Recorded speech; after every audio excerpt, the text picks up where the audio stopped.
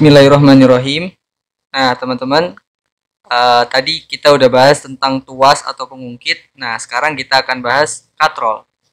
Nah, katrol itu adalah roda yang berputar pada porosnya.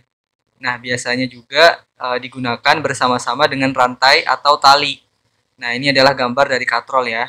Nah, katrol ini sebenarnya prinsip kerjanya hampir sama seperti tuas atau pengungkit. Karena apa? Karena dia itu punya 3 titik juga.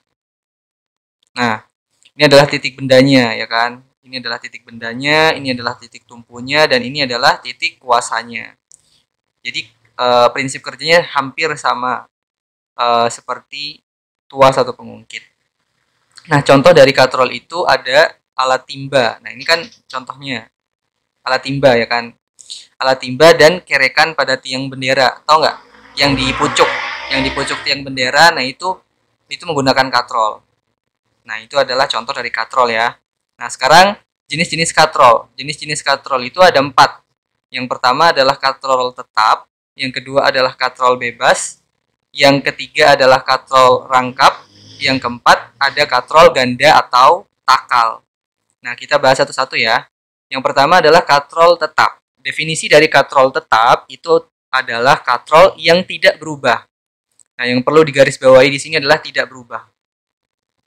Tidak berubah posisinya saat digunakan untuk mengangkat benda. Nah, ini adalah gambar dari katrol tetap. Jadi katrolnya tetap gitu posisinya pas waktu digunain. Ya kan, ini bendanya dan ini adalah titik kuasanya. Nah, biasanya gaya pada katrol ini kan berupa tarikan ya, sehingga benda yang di sini akan terangkat.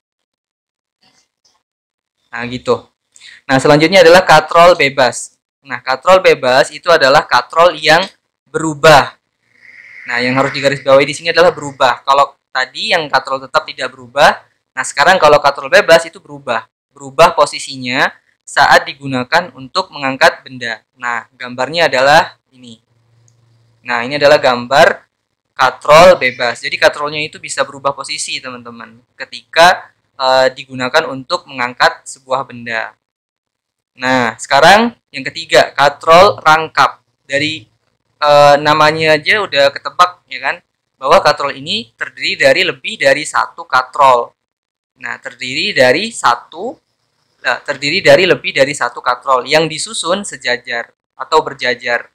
Nah, ini adalah gambar dari katrol rangkap. Bisa dilihat kan di gambarnya, kalau misalnya benar-benar katrol ini terdiri dari lebih dari satu katrol, terus disusunnya berjajar kayak gini. Nah, ini adalah katrol rangkap. Nah, yang terakhir adalah katrol ganda. Nah, katrol ganda ini adalah katrol yang terdiri dari beberapa katrol yang disatukan dengan tali. Jadi katrol ganda ini ada beberapa katrol gitu kan, dan disusunnya atau digabunginya itu dengan tali. Nah, ini adalah contoh dari katrol ganda. Nah, bisa dilihat kan di gambar kalau katrolnya ini ada beberapa. Terus disatuinnya atau digabunginya pakai tali atau rantai. Nah, ini adalah katrol ganda. Nah, itu teman-teman tentang katrol.